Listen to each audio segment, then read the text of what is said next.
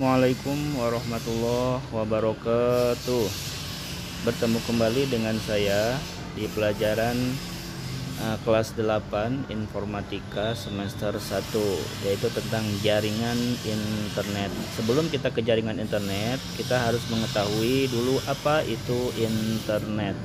Nah, internet singkatan dari Interconnected Network, yang merupakan sekumpulan jaringan komputer yang menghubungkan berbagai macam situs. Ya, kita lihat sejarah internet itu seperti apa. Pertama kali ada internet itu yaitu ada ARPANET, merupakan Departemen Pertahanan Amerika pada tahun 1969 untuk membuat jaringan komputer yang tersebar untuk menghindari terjadinya informasi terpusat. Nah, itu ya sejarah internet yang memang cikal bakalnya itu adalah ARPANET. Nah, kita lihat arsitektur atau jalur dari penggunaan internet.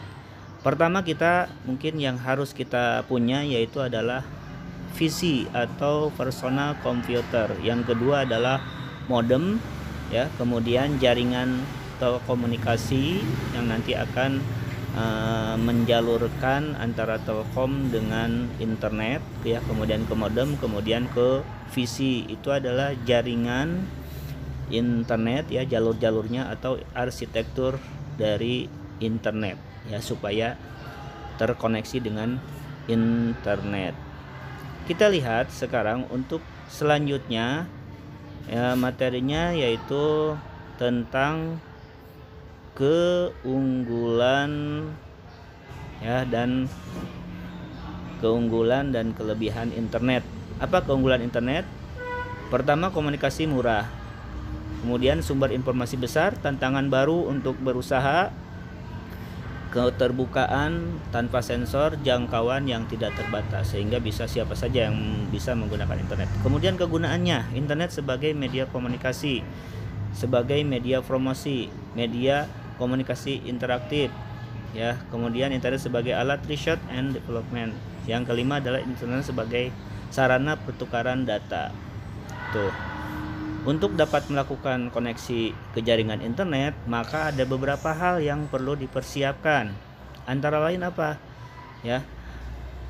Dari koneksi internet tersebut, kita lihat bahwa untuk mengkoneksikan internet diantaranya adalah sebagai berikut, ya, itu untuk mengkoneksikan internet,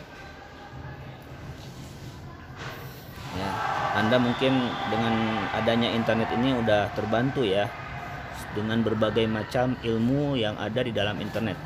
Nah, di sini apa saja sih koneksi internet itu? Persiapan perangkat personal komputer, ya, kemudian modem dan koneksi internet, hampir sama dengan yang tadi kita gambarkan dari arsitektur internet, ya. Itu adalah koneksi dari internet, ya, yang perlu kita perhatikan apabila kita mau mengkoneksikan internet. Ya, tadi apa?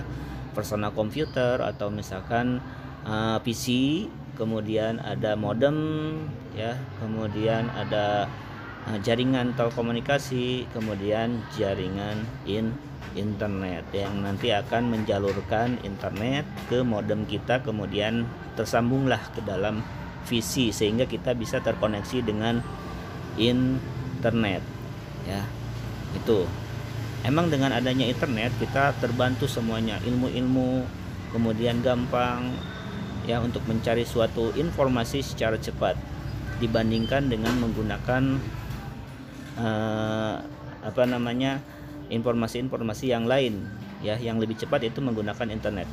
Kemudian kita lihat, ya, ilustrasi atau kerja koneksi internet. Ya, di sini ada komputer, modem, telepon network, ya, kemudian modem dan terminal. Itu adalah ilustrasi kerja koneksi internet. Ya, dengan ada modem kita bisa terkoneksi dengan jaringan telepon kemudian ke komputer kita sehingga kita bisa melihat koneksi internet itu, ya, dengan baik. Kita bisa melihat sumber-sumber informasi dalam internet. Kemudian selanjutnya kita lihat pengertian modem. Apa sih ya pengertian modem itu, atau misalkan singkatannya? Modem itu singkatannya adalah demodulator. Itu adalah singkatan dari modem ya, yang nantinya sebagai penghubung antara komputer kita dengan internet. Ya, itu adalah fungsinya untuk apa? Mengkonversikan data digital ke data analog dari komputer pengguna ke komputer server melalui jalur telepon atau sebaliknya. Itu adalah tentang pengertian modem. Kalau kita lihat bahwa modem itu ada dua, ya, modem internal dan eksternal. Itu yang perlu kita ketahui tentang modem. Ya, bahwa modem itu ada dua. Nah, jenis-jenisnya apa saja? Tadi ada modem eksternal. Modem eksternal itu biasanya disimpannya di luar dari CPU, ya.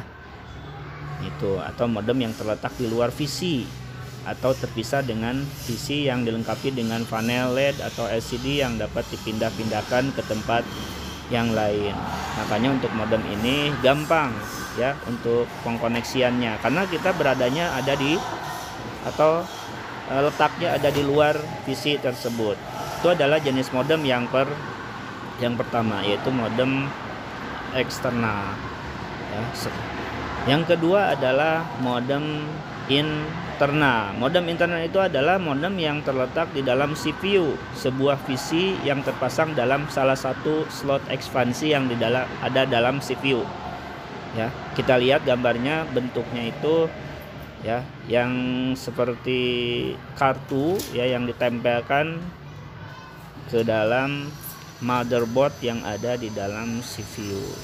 Itu kalau misalkan kita gambarkan ya, silahkan. Nah, ini adalah gambar dari jenis modem internal, nanti yang ditempelkan ke dalam slot ekspansi yang ada di dalam CPU. Itu adalah jenis-jenis modem. Jadi ada dua ya, modem eksternal dan modem internal. Kalau misalkan keunggulannya itu lebih bagus modem eksternal karena bisa dipindah-pindah ya, pengkoneksiannya lebih gampang ya menggunakan modem eksternal. Itu salah satu dari jenis-jenis modem. Memang kalau misalkan modem internal itu agak ribet karena kita harus memasang di dalam ekspansi CPU ya, di dalam CPU dalam motherboard ya, motherboard komputer tersebut. Pemasangan modem eksternal ya, kita harus melihat dulu sebetulnya buku-buku cara-cara untuk atau buku petunjuk instalasi modem. Kemudian memastikan komputer dalam keadaan off, karena kalau misalkan dalam keadaan nyala ya kadang kita bisa saja tersetrum ya. Kemudian sambungkan kabel konektor ke modem dan komputer ya, sambungkan modem ke jaringan telepon dengan menggunakan kabel RJ11 ya, dan yang lainnya. Nah, itu adalah pemasangan modem eksternal. Itu cara-caranya ya, perlu kita perhatikan di dalam pemasangan tersebut supaya pemasangan internet tersebut lebih baik, atau misalkan mengikuti petunjuk-petunjuk buku yang ada di dalam modem tersebut ya. Biasanya kan setiap kita kalau beli sesuatu barang itu pasti ada namanya buku petunjuknya. Nah, kemudian pemasangan modem internal seperti apa ya? Internal, pastikan komputer dalam keadaan mati atau off, karena kalau misalkan dalam keadaan hidup, apalagi kita harus membuka casing dari CPU tersebut ya, bisa saja ada strumnya ya. Kemudian buka casing CPU, pasang modem pada slot ekspansi sesuai dengan slot pada modem ya yang ada dalam motherboard CPU. Kemudian tutup kembali casing CPU. Baru kita bisa menggunakan atau menyambungkan kabel telepon ke modem pada line. Kemudian nyalakan komputer ya, nyalakan komputer PC ya. Selanjutnya tinggal melakukan penginstalan driver atau software ya di aplikasi dari modem tersebut. Terima kasih, jangan lupa like dan subscribe.